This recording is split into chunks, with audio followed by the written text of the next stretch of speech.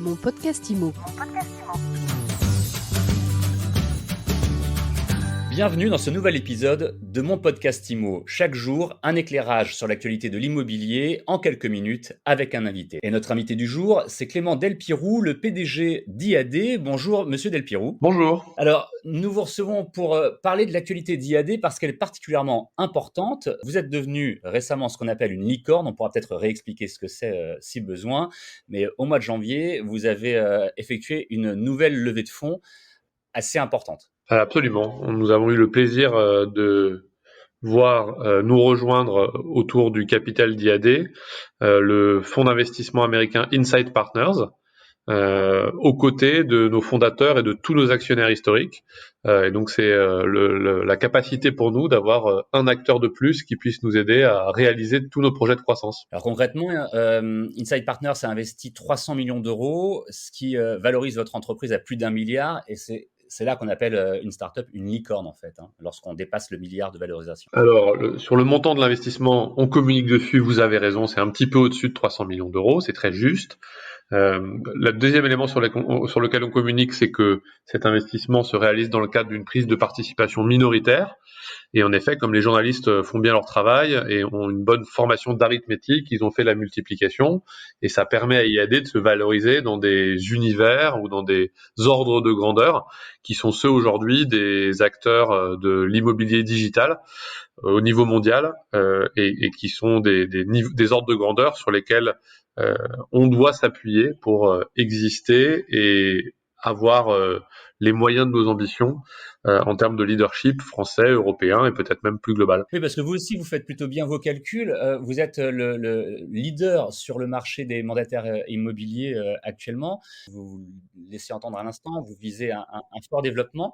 Est-ce qu'on peut détailler ensemble ce que change concrètement cette nouvelle levée de fonds pour vous? Il y a des univers dans lesquels cette levée de fonds, elle change des choses, ou cet investissement change des choses, et il y a des domaines dans lesquels elle ne change pas. C'est-à-dire comme on en a parlé tout à l'heure, la présence des fondateurs et des actionnaires historiques est toujours importante.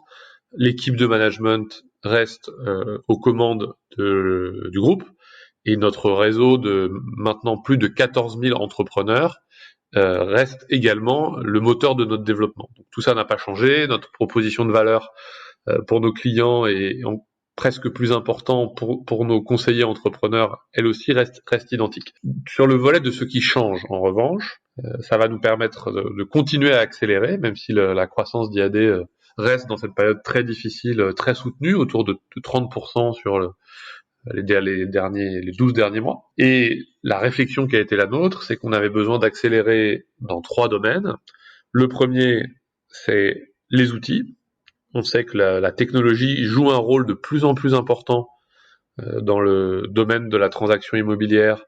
Nous équipons déjà tous nos conseillers entrepreneurs avec une série d'outils qui leur permettent d'être au meilleur niveau du marché. Et nous souhaitons encore consolider et faire grandir cet avantage en investissant encore plus dans la technologie.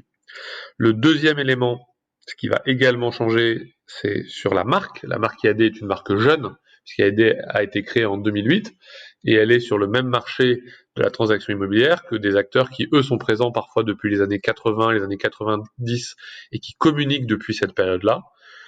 IAD est en télévision depuis quelques années, en France. Notre première campagne de notoriété au Portugal a été lancée cette année, et notre deuxième objectif est, dans tous nos pays, d'accentuer fortement nos campagnes de notoriété pour continuer à construire la notoriété de la marque IAD. Et puis le troisième élément, c'est l'expansion internationale. Vous évoquez notre leadership tout à l'heure. En France aujourd'hui, c'est presque 13 000 conseillers IAD, donc c'est le réseau qui est le plus développé sur le territoire. Le Portugal va bientôt atteindre les 700 conseillers, l'Espagne les 400, l'Italie les 300, le Mexique c'est également cet ordre de grandeur et on vient de lancer l'Allemagne. Donc l'objectif de cet investissement d'Insight et aux côtés de nos actionnaires historiques, c'est d'encore accélérer en France. On vise à 4-5 ans un doublement de notre part de marché. C'est accélérer dans les autres géographies que je viens de vous citer et ouvrir de nouveaux pays. Donc les outils, la marque, l'international. J'aimerais bien revenir un petit peu sur les outils justement parce qu'effectivement c'est souvent le nerf de la guerre, notamment alors, dans l'immobilier d'une manière générale, mais notamment en ce qui concerne les mandataires immobiliers. On sait c'est un secteur où il y a beaucoup de turnover. D'ailleurs, vous pourrez nous dire si c'est le cas aussi chez IAD, puisque vous pouvez faire pour l'éviter, ce turnover.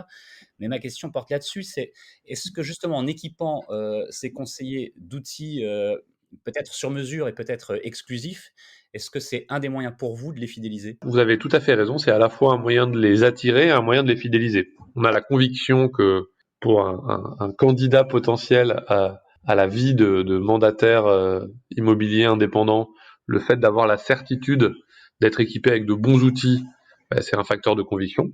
Puis une fois qu'il est à l'intérieur du réseau, les outils, c'est le meilleur moyen de réaliser des transactions et donc de gagner sa vie et de pérenniser son activité de mandataire. Donc à la fois pour l'attraction et la rétention, ce sont des acteurs majeurs de notre proposition de valeur.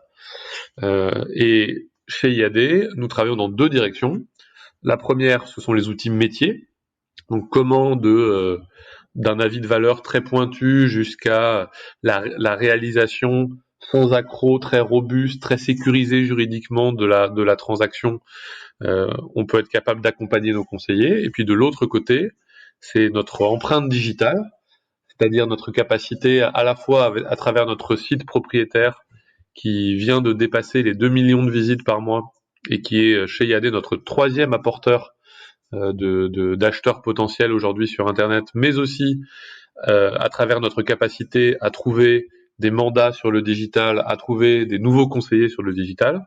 C'est cette empreinte digitale globale d'IAD dans chacun de nos pays qui nous permet également d'accélérer l'activité des conseillers en plus de leurs outils métiers. Concrètement, lorsque vous dites que vous allez investir dans la technologie, ça veut dire développer vos propres outils, vos propres logiciels ou applications, pas acheter des systèmes existants déjà qui pourraient se retrouver chez des concurrents. Là-dessus, on est très pragmatique.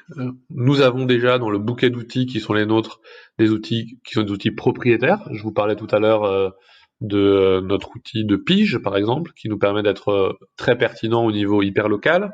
Je vous parlais de notre avis de valeur, qui sont aussi des outils très spécifiques à IAD. En revanche, notre allocation des moyens, elle sait se faire intelligente et ouverte sur les écosystèmes extérieurs. Je vais vous prendre un exemple très simple et très compréhensible.